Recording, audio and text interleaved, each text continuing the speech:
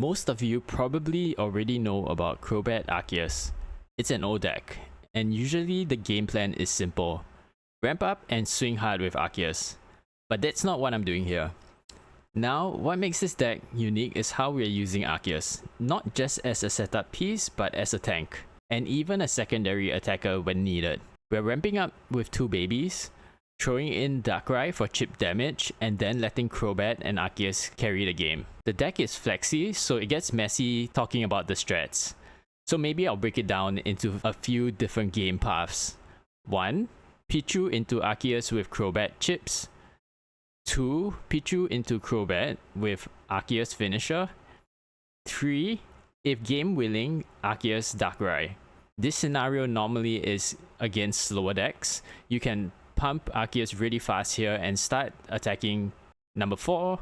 Pichu into Darkrai, while using Arceus as the wall and chipping with Darkrai and Crobat in the process. This isn't your typical Arceus build, and once you see how the pieces come together, you'll realize how scary this combo can be. Anyway, let's get into some games so I can show you the deck. Alright, let's do this. Yeah, I have been playing a lot of Crobats, looking for the perfect deck that I think is worth climbing with. And I think I've landed on this, so let's see how it goes. We generally, with any deck that has Pichu, you do want to start with Pichu in it, in the starting hand. So here, I don't like being Sabrina out, especially when I'm going second and I know I can attack with Arceus on the next turn. So I just put down the double Pichu and we go from there. I don't know, cause I think there's too many times where I left the bench empty and I just constantly get Sabrina, and it kind of screws up my plans a bit, things like that. And in that situation, it wouldn't have been too bad because Incineroar would have done 30 to Arceus. It wouldn't have been a full, because Arceus doesn't take burn damage. So it wouldn't have been too bad, but I just didn't want to, you know, be put in that situation. Okay, so here they sacrificed the Eevee, which thankfully we drew into our Crobat. So this deck, it's like, you know, any stage 2 decks, right? If you do draw into it early, you're gonna do well in general. Yeah, so that's what this deck is, I guess. So here, Crobat, yeah, I do retreat. I do go into the Arceus just to get into, start dealing the 130 damage, and I know that they can't kill me on the next turn, at least the Arceus. And so, and a Lily here would heal the Incineroar to 80 health, but that's still not enough because Arceus is going to obviously do 130, and if anything with Crobat, if they Cyrus and killed the Crobat for some, which they can't because it'll be 30 plus 20 burn, so they wouldn't be able to kill it either. But you know, yeah. So I would still have been able to retreat and take, yeah. So I was comfortable there. Incineroars are okay, are okay to go against with the Arceus decks, because again, you don't get burn that you don't take burn damage. Okay, here we go against Zeraora Oricorio. It doesn't, I mean, we're not too worried. It's an okay matchup. I think it's an even matchup if I were to guess. Depending on what they have, I guess, on the bench. Yeah, okay, so it's Silvally. So it's Zeraora Oricorio with Pichu and Silvally. Normally, I think these kind of decks run one Oricorio.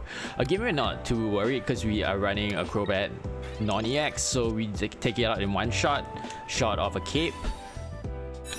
And here, we get an early start, which is awesome. This is one of the main reasons I think Crobat is going to be is strong on ladder. And I mean, although not many decks prove it, I think this deck kind of proved it for me that you know, the Crobat is still very viable. So I tried playing the standard like Sabrina, Cyrus with one Mars and I think one Leaf. I couldn't make it work, so I gave up there was a cape also. I mean, in this deck, a cape is definitely, you know, a good thing to have, but I felt that most of the times the cape did not really serve me as much as I would have liked. I mean, by right it should, right? But I think there were not that many games I won because I had the cape. But I realized that the double Ilama with the leaf, it saved me so many times. You'll see here later on the amount of times that I survived the game because of it. Especially the leaf. I thought I could just play double Ilamas, but it kind of does not. I mean, it's alright. Double Ilama, no leaf is okay. I just don't feel comfortable, really. So yeah, the leaf. Okay, here we... Man, I talk too much. I do want to point out some stuff in this game. Let's see.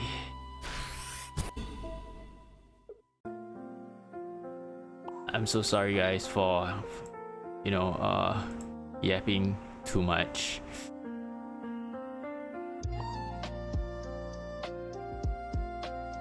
Okay, so over here I do a crackling toss. Yeah, I do want to get my Arceus up. Unfortunately, Pichu goes down, so this deck becomes tricky because of situations like this, where once Pichu goes down, once a 1 point prize goes down, it becomes iffy because your EXs, if you attack with them and they die, you lose the game straight away. So there were a lot of games I had no choice, I had to just attack and stuff. So here, thankfully, we do get to take out the type now because they couldn't evolve, and yeah, so we could take it out. But here we go against Zera Aura, which is fine again for us because we can come in with the Arceus to take it out.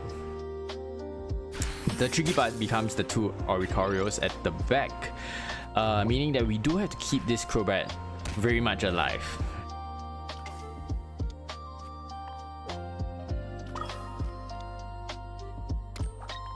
Yeah, so I do know that I will probably be taking oh wait, so I win the game there. Okay, that's great.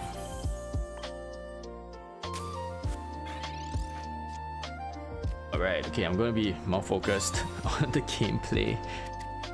Here we start with Pichu and we just pump the Arceus. So because my hand is I don't have much going on in my hand, plus they have a Zera Aura, so I know that the likelihood of one Pichu going down early is going to be high. So I am fine with giving up the deck space here to free my hand from a Mars or a red card. So here I think they do put the energy on the Oricorio because I mean the only threat I have right now is an Arceus. Hello. Yep. So that does not improve at all. So I just have to put the energy and pump it onto the Arceus from here, right? No, okay. So why I do this is because I have I have two Ilamas in hand, not just one. So I have two Ilamas in hand. I don't want to give the one prize so easily, so I'm ready here to this is like a stall tactic essentially, and I'm ready to kind of take damage and then Ilama the Arceus out without attacking. So here, this is the best case scenario I could have asked for. There's no energy on his bench, and I have the Savali attack me, and I can take out the Savali here. So that was the best situation, in my opinion, that I could have taken, because now I know they can't attack me. Yeah, they could put a Pichu and stuff, but yeah, they can't attack me this turn. So I'm safe. I'm going to be Ilamaing out the next turn. And just nice, we do get our Zubat, which is awesome. So the strength of Ilama in this deck is that I put down Arceus, a fresh Arceus with the Pichu, and I can just pump the energy, and Arceus is ready to attack the next turn. That's pretty sick.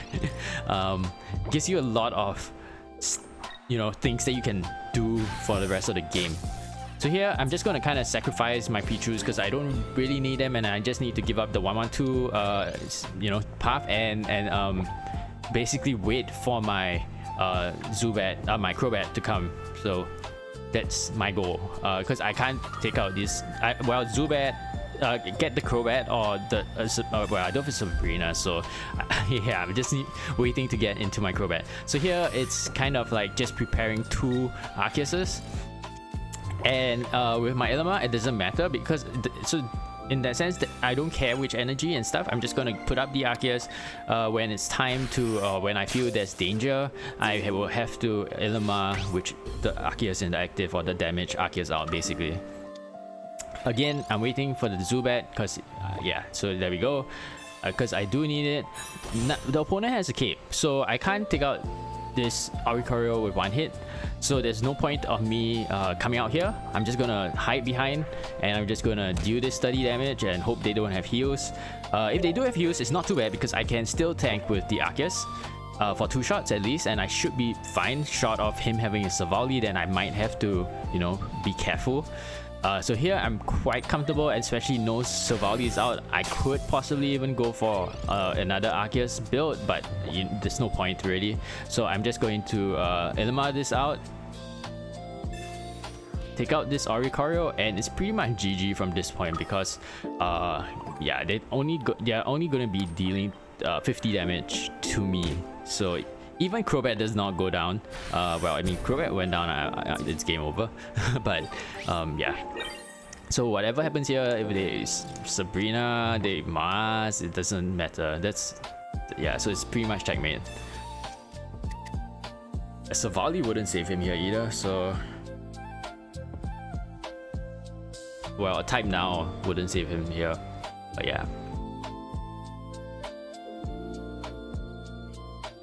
That's yeah, one of the things I think with this deck is pretty, again, it's like Greninja and stuff, right? But by the time when you get Crobat, if you get Crobat early, it's kind of GG's. Okay, yeah, so I went on a 4-win streak to the point. This video now, this game now, it's not on the 4-win streak. It's on the it's a new win streak. So I go on a 4 and then I lose like 2 or 3 games in between, and then I went on a 3-win streak with this deck. So obviously this deck has stage 2s and you're semi-reliant on it as much as you you're not, as much as you're not, if that makes sense. Because I mean your damage dealers are Arceus and Darkrai, right? But Crobat, like Arceus does 130, Darkrai does 100, I mean at its max, and that's just not enough to kill many Pokemons. And the health we have, not much. For 140, I mean it's, you know, decent, but doesn't sustain long. So so yeah, so that's why the Crobat comes in, where Arceus now does 160 for with 1 Crobat, 150 with Darkrai. So you, as much as you don't need the, it's not, you know, you don't need the Crobat unless it's an Oricorio. It's still really important to get into. So a lot of times you see me stalling, and I'm stalling to get into Crobat. So yeah. Here okay, so so I do prepare the Darkrai because I know that that I want to eventually Ilama this Arceus away. I could have put double Arceus down because I can Ilama 1 out either way. But I just felt like if I were to give up something here, I mean I'm already 1 down, so if I were to give up something here, I don't mind giving up 1 of the Zubat because I already have a Crobat, and most of the time you only need 1. 2 is nice, 2 is fun, but realistically you only need 1. So giving up that 1, I think it's fine, and that allows me to kind of, you know, not put on the, yeah, so it kind of free up my hand and stuff as well, because if Ilama comes back into hand and Mars and stuff like that. So yeah, in this case, I don't know whether, yeah, so here I was pissed, man. I was pissed because that was the game-changing card. If I don't draw, I have 2 Mars, I have 2 Ilamas in 1 leaf, and I drew the Ilama back. So I knew it was not over because I have 2 Ilamas in 1 leaf. It was a pretty high chance for something that I could get to retreat. So anyway, yeah, so that's it. GG, right? No, not GG? No, not GG, because we only take 2 points here. I'm not sure if the opponent, yeah, but the next turn we deal 130, well, 100, no, we deal 150 damage. So our opponent will need a cape. here to survive this turn, but they're not able to attack, so that's huge. That means I would just attack. They can't attack me. Yeah. Right, here we start nicely. We start with a Pichu. So with this deck, starting with Pichu on turn 1 isn't the best because you're just gonna pump energy on the Arceus. I mean, it's not the worst, but it's not the best because I still have to pump energy the next turn. Yeah, I decided to keep my deck slot free just because I think if they do Sabrina me, I can still retreat my Arceus the next turn, and you know, it'll be fine. I don't really need the energy right now since, yeah. I was more concerned of them swapping out into the EV EX at the back on the next turn and taking out this Pichu. So I'm not sure, but I do think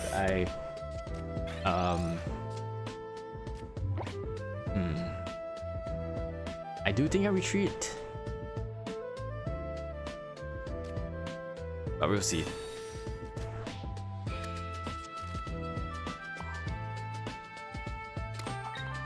Okay, so I do retreat, so I preserve my life. I don't think I'll be able to attack because I do not, for some reasons, EVs always get their Espeon EXs up by the time they need it, like now, and that's why I asked earlier to kind of hope that doesn't happen.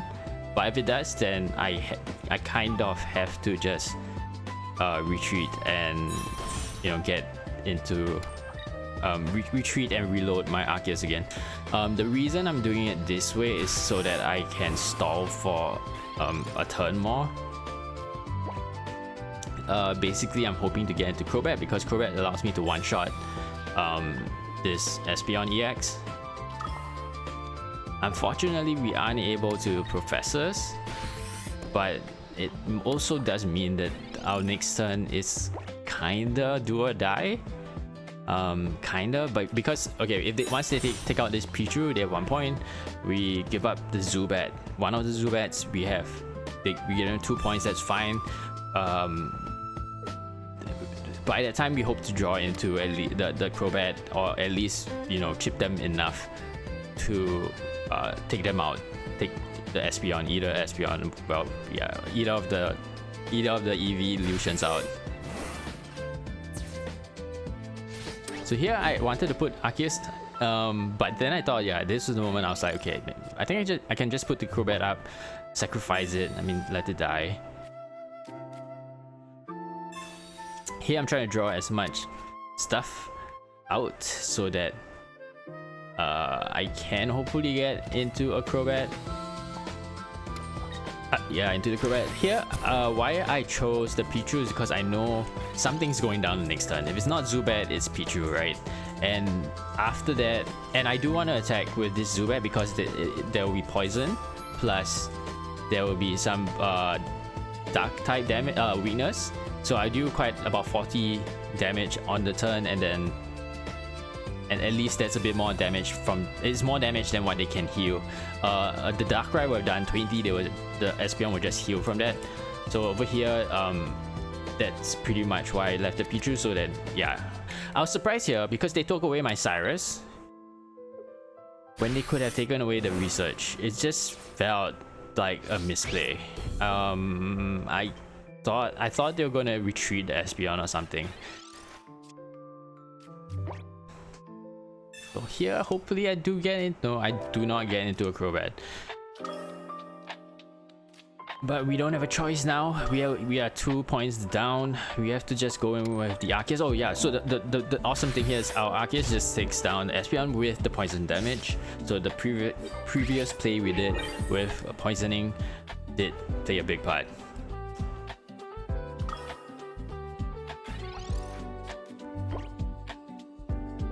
I'm expecting an Espeon EX here, not the baby Espeon. So yeah, I remember now. They do Sabrina me here, which I was like, okay, I know what I'm gonna do. I'm just gonna throw up the Darkrai because I do have Leaf.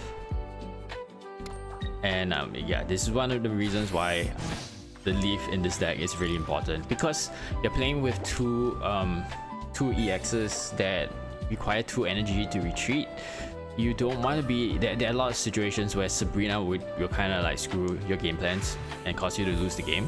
So I think it's more important with this deck to stay alive, right? And then you can deal the damage, and that's why unconventionally, I guess, you have Leaf and 2 Ilamas.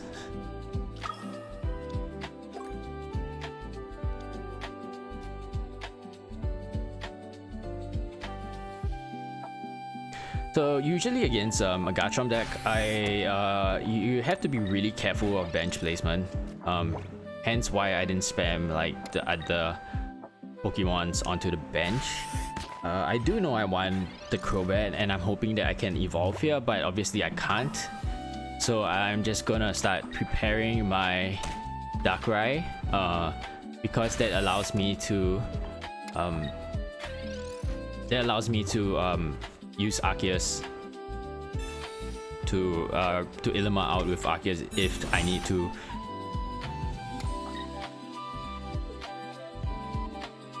So here I was expecting the Pichu to go down, but our opponent did not want to take the Pichu down, because it's kind of smart, because now he one-shots this Arceus EX with the 100 damage with Dragon Claw, dealing 120 damage to my 90 health Arceus. I almost wanted to attack with the Arceus, and then I was thinking that I'll use Darkrai to ping it after, but most Garchomp decks will run Lily, if not double Lilies, and I was just like, is that worth it? And the other thing I was thinking I could have done was use Arceus plus the Darkrai ping, but I'm also concerned that the opponent has what's that called, Cyrus. So I was like, I didn't want to risk it. I'm just gonna go back, pump. If you want to take the Pichu, go for it, and then we'll see what we can do later. So here we get Crobat, which is awesome, but we do need rare candy. We really need rare candy. The awesome part about that Iono is that we drew into Ilama, so that gives us one more chance in this case to reset, look for the Crobat. This entire play was slightly risky, obviously, because I'm assuming that Garchomp plays with Rampardos, and Rampardos will just one-shot my Arceus anyway. But I think that at this point that was kind of the risk I was just kind of had to go with. I just needed to kind of one-shot this Garchomp. So here I need rare candy so bad, and we do draw into it.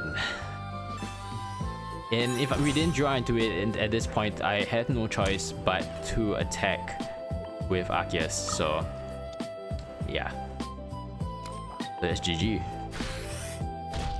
I mean, our opponent braked, we semi-braked, we couldn't get what we needed for a while. But yeah, that's why the Ilama, the double Ilama, is so strong in this deck.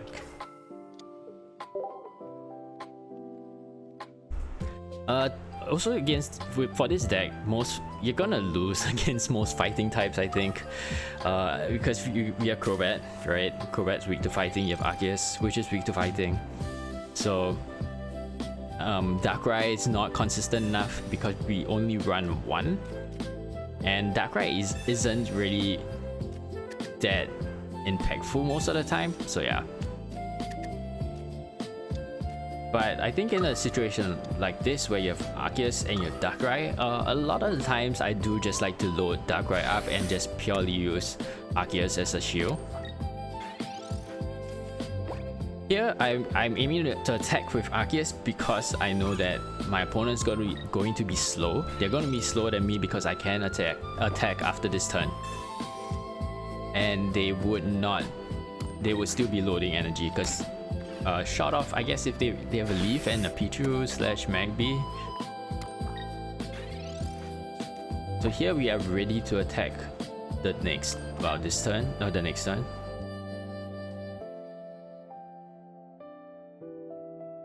as long as my opponent doesn't heal here, it's GG. But he does. So we go again. So because of the heal, I decided to just kind of play it safe. There's not much that my opponent can do to me. If he Sabrinas me, I'll just give up Crobat, Zubat in this case. So I just load up and I'm ready to deal 150 damage the next turn with the ping, with the Arceus, with the Darkrai ping and a full Arceus attack. And I do have a basic in hand in the Arceus, so that's fine. I guess fortunately for the opponent, they draw into it. Oh, at least if we do take out this Lugia, we are the opponent still has, you know, is still in the game. So here, always put the Pichu out because you can retreat it on the next turn and you can decide what you want to do. There's not much I could have done there, so just retreat the Pichu and let's, you know, attack with the Arceus, take out this Lugia. I mean, it was a really bad start for the opponent because if they started whole, things would be different right now.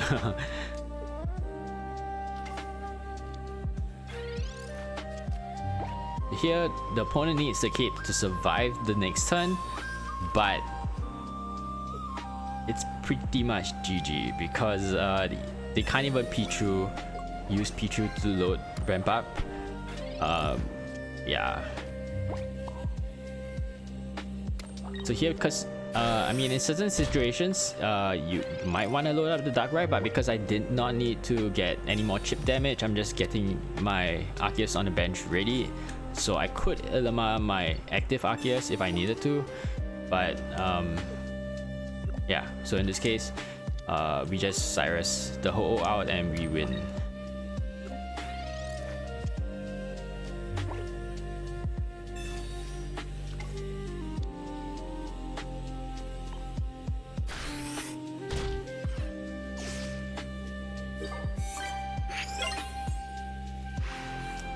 GG's. So yeah, I did try a few other Crobat decks. Did play one Crobat with the EX and the non-EX with 2 Arceus. So that was the one that gave me this kind of idea of 1 Leaf and 2 Ilamas. I actually thought that it was kind of overkill, but I think when you're playing one Crobat and one Crobat EX, Arceus kind of becomes more of a wall slash tank, and obviously you need it to power the non-EX Crobat, but it also, because of Pichu, I mean that version of the deck did not run Pichu, so ramping up was just, you know, the normal ramp ups, which is pretty slow for Arceus, and if you can't effectively, you know, like in this deck, it ramps up so fast because Pichu, in one turn you just Pichu and then you load your normal energy that you get, and Arceus is ready to attack the next turn. So I think this style, it works so nicely.